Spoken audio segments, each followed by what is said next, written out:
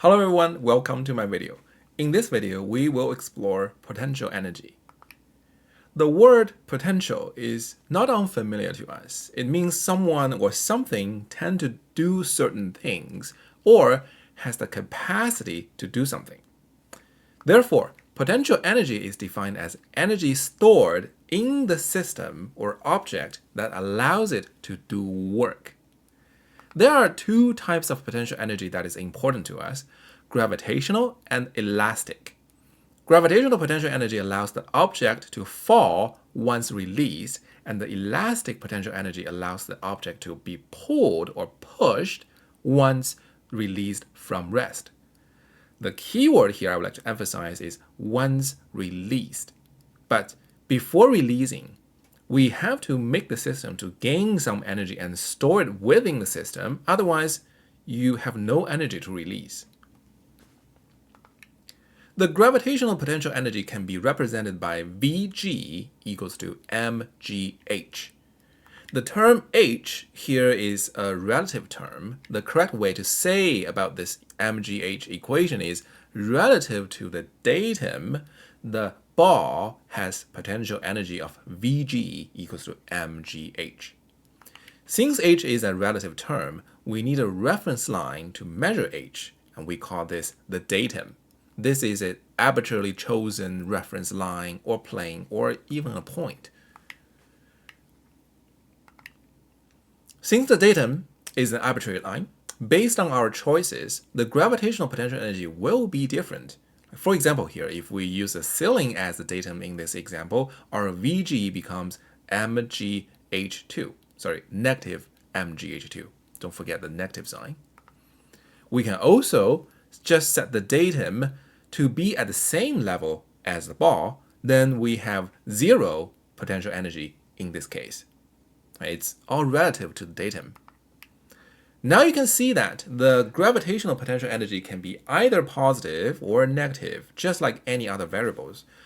Once we set up the datum, we can calculate the change in potential energy using delta Vg equals to mg delta h. And the delta h, remember, for any delta, we're calculating using final minus initial, in this case, h2 minus h1. And in this example here, the ball falls onto the ground.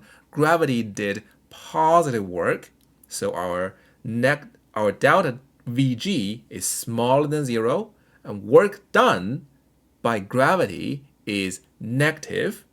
Change in potential energy is negative, and our potential energy is reduced. If we do this slightly differently, by throwing the ball up from 2 meters to 5 meters, using the same logic to explain it, as the gravity did negative work in this case, right? Negative work as you go up, I'm preventing you from going up, gravity is pointing down.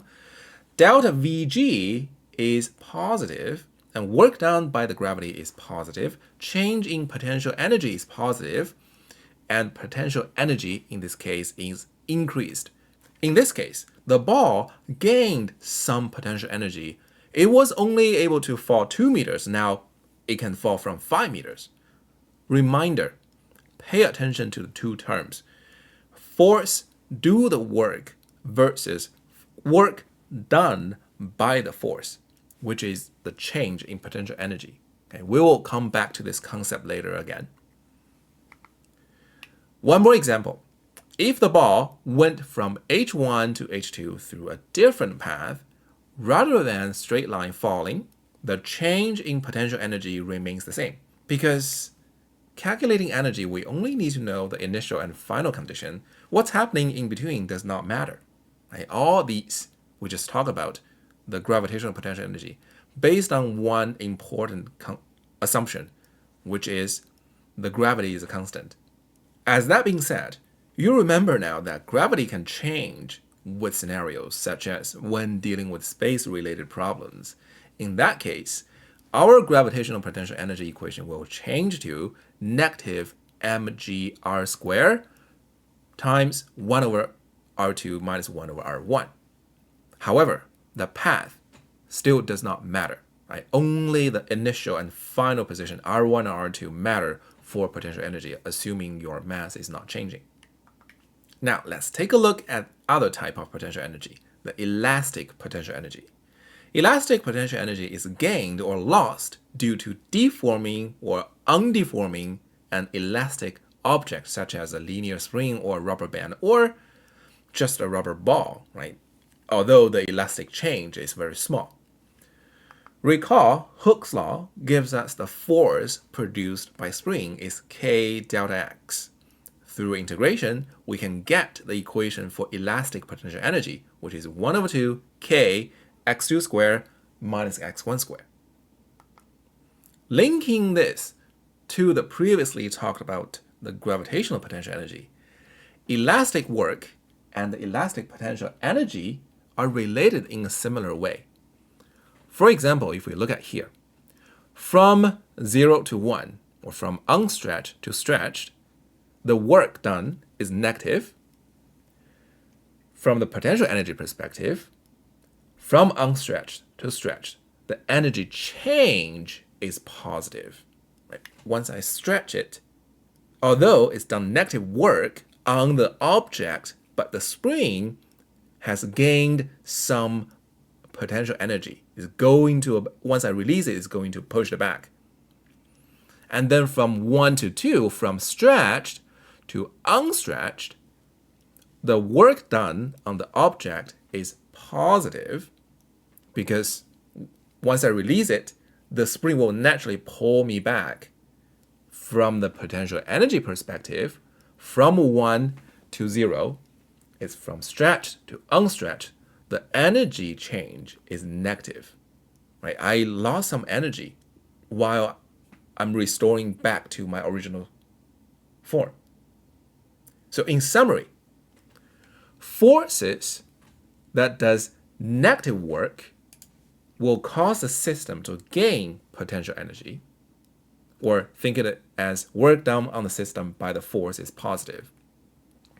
And the force does positive work will cause the system to lose potential energy. This is another way to think about this is work done on the system by the force is negative. Okay, take a moment to read this two sentences over and over again, probably 2-3 times, to make sure you understand the meaning of it. The key word here is the on the system, right? The work done on the object and the work done on the system and the overall energy. In the previous section 3.6, we included spring and gravity in the work equation U. Now we can separate these two forces to put them into the potential energy category. Our U 1 to 2 is now become U prime 1 to 2. This is the work of all external forces except for the gravitational and elastic force, because spring and gravity is now considered in the potential energy category. Then we end up with a new format of the energy equation. U prime 1 to 2 is a delta T plus delta V, change in potential energy plus change in kinetic energy. Well, look at this equation closely. This equation tells us that given the initial kinetic energy and potential energy, plus the work done by forces, except for gravity and spring, of course, equals to the final kinetic and potential energy. Another way to say this is the final total energy is determined by initial kinetic and potential energy plus the work done by all other forces. Okay, you may ask, what are other forces? One example, you see it every day, friction. Friction is considered other forces other than gravity and spring. As I showed you in the previous video, energy equation gives us many benefits. Sometimes the path of the force that moved along can be hard to determine, such as we see here in this example. The path is hard to find. We can use the work kinetic equation from section 3.6, the previous video, to do the calculation, which involves 5 forces to consider. Right? Because in work kinetic equation, the spring force and the gravity is considered doing work in the U term. Or after this section, when we are consider this as a whole system, the work done by spring and gravity is automatically considered within the equation as potential energy. And the only two external forces we need to consider is F1 and F2 to the system. They are the only two need to be considered. Later on, we're almost going to only use the work energy equation on the right. So the work kinetic equation was really just to help you get started in the energy work field. Finally, when there's no other forces, T1 plus V1 will equal to T2 plus V2, or essentially E1 equals to E2, we have the law of conservation of dynamical energy.